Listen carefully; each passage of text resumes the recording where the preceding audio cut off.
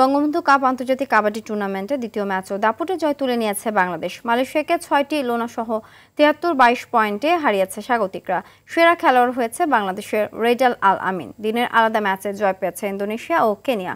অরণ্য গফুরের report. কোরিয়াকে বিধ্বস্ত করে tournament শুরু করা বাংলাদেশের এই ম্যাচে ছিল না বাড়তি কোনো চাপ। তবে ঢাকায় একাধিকবার খেলায় শক্ত লড়াই প্রত্যাশা ছিল মালয়েশিয়ার, কিন্তু শুরু থেকেই লাল সবুজের দাপট। খেলার ৫ মিনিটের মধ্যেই মালয়দের অল আউট করে লোনা তুলে নেয় ডিফেন্ডিং চ্যাম্পিয়নরা। এরপর কৌশলের মঞ্চায়নে আধিপত্য দেখিয়ে একে একে আরও ৫টি লোনা তোলেন আরদুজ্জামান আল আমিনরা। কভারের ক্ষেত্রেও দলীয় পরিকল্পনা বাস্তবায়নে সমর্থ হন ইয়াসিন রাসেলরা। এতে পয়েন্ট নিয়ে ফিরতে ব্যর্থ হন মালয়েশিয়ান রেইডাররা। হেসে খেলেই তাই দ্বিতীয় জয় পেয়ে যায় বাংলাদেশ।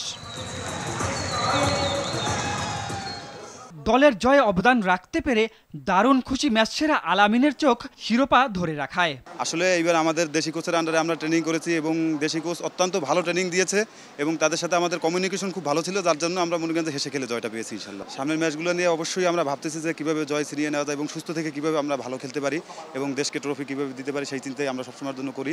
ইনশাল্লাহ আমরা চ্যাম্পিয়ন হব ইনশাল্লাহ। এদিকে ইউরোপীয় শক্তি পোল্যান্ডকে ৪৬-৪০ পয়েন্টে হারিয়ে শুভ সূচনা করেছে পূর্ব এশিয়ার দেশ ইন্দোনেশিয়া।